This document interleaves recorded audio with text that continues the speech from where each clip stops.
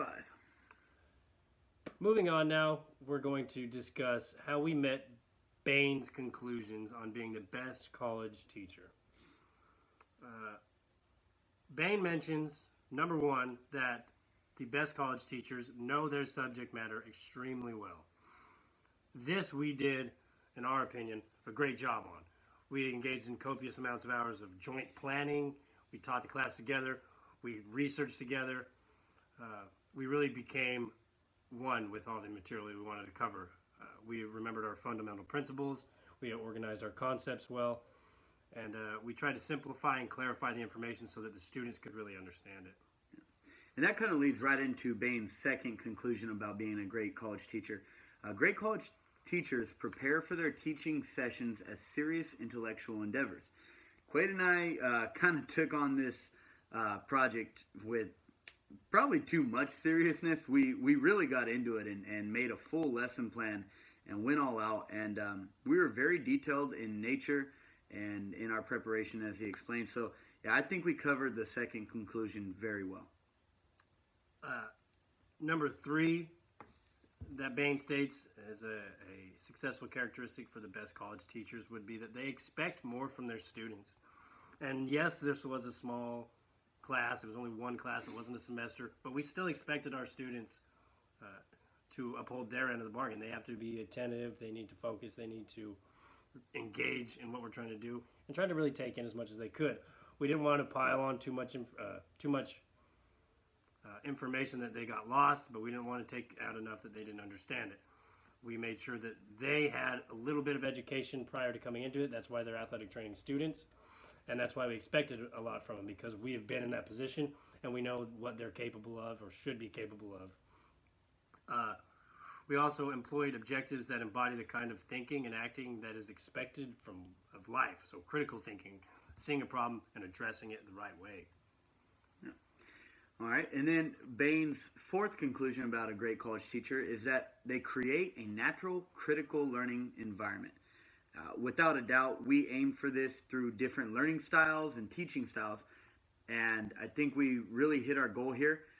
The students really appreciated the concept of what we were going after with the team teaching and the experiential learning theories, and felt that this would challenge and benefit them in the long run if they were able to have this on a normal basis. So yeah, we did a really good job of making sure that they were critically challenged, and yeah.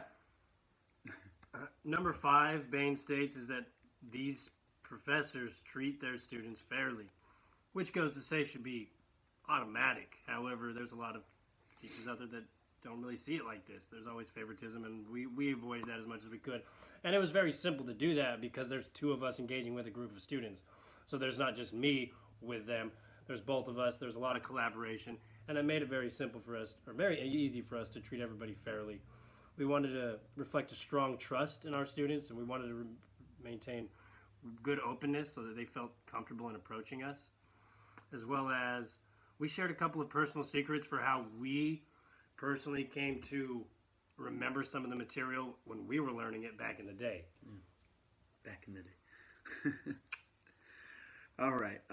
And the last conclusion by Bain was that great teachers check their progress and evaluate their efforts. I think we did a pretty good job of this through the class by having the students take an exam, going through a thorough lesson plan, and right here what we're doing, we're evaluating how we taught, and we're doing it in thorough detail, obviously. And so, a longer class would have helped this concept, but I think we did a good job overall of aiming for this goal. We also really checked the efforts of these students, like we said earlier, but through the pre- and post-class surveys. We wanted to understand their impressions of the class, their efforts in the class, and their value that they put into the class. All right, so to end our lesson plan evaluation, just some general points that we wanted to talk about with Bain. He talks about sometimes the best teachers fail. And through this experience, Quade and I sure figured out that a lot can go wrong. But it was definitely a memorable experience for us, and we definitely learned from a lot of little mistakes. So yeah, that was good. Yeah, definitely. Everybody fails. They don't another note is that they don't blame students for the difficulties they're having in class. They take it more upon themselves as educators that these students aren't learning because of something I'm doing.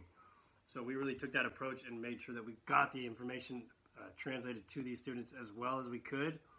And we didn't blame them if they didn't understand it. We tried to help them progress through it. And our last point to talk about from Bain is that best college teachers have a strong sense of commitment to the academic community. As athletic trainers in general, Quade and I feel like we have a really strong commitment to academia in general. I feel like we both follow suit with this. And so, yeah, overall, I think we did a pretty good job of sticking to Bain's conclusions and Bain's thoughts about what a good college teacher really is. In conclusion, I just got to say that using these two teaching methods is highly encouraged, whether in conjunction with one another or separately. Team teaching really made it possible for the two of us to apply Kolb's experiential learning theory more effectively because there was obviously there's two eyes, there's two hands on everything. We're able to bounce ideas off of one another and really make this lesson as effective and meaningful for these students as we possibly could. Using Kolb's experiential learning theory in general allowed us to teach the material to all the students in a higher degree as well because it was more personal to the students. It wasn't like we were engaging to everybody as a whole. We took their specific learning style and we approached that aspect of it so that they could adhere better to what we were trying to teach them. So overall, we learned many lessons about teaching through this project, and it'll be a memorable experience, as I've said here, for both of us. So we just thank you for taking time to watch our video. Once again, my name is Jimmy Guzman. And I'm Quade Haney. Have a good one.